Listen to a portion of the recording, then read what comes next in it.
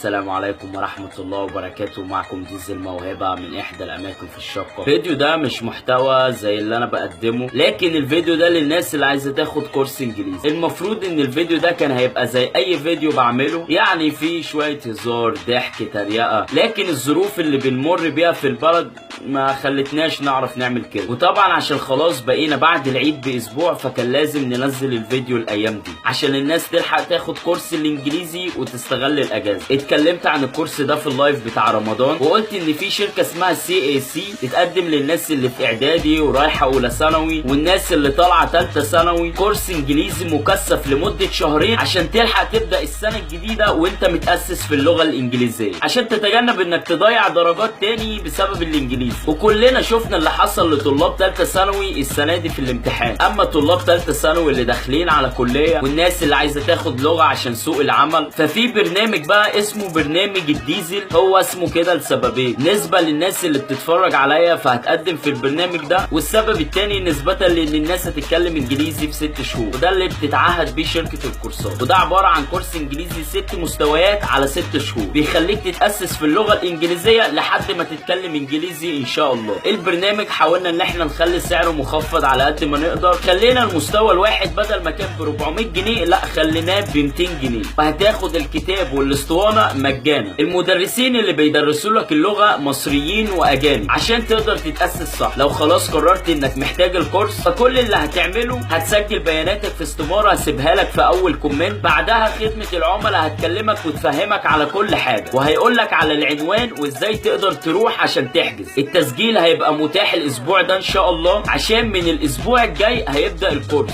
عشان نلحق شهرين الاجازه اللي فاضلين. الكورس متاح في فرع الدقي وفرع المهندسين، فانت بتشوف الانسب ليك او الاقرب ليك وبتحاول ان انت تسجل في الفرع ده. هسيب لكم الاستماره في اول كومنت، واعمل لكم منشن فوق لصفحه الشركه. اشوفكم ان شاء الله في الفيديو بتاع الاسبوع الجاي.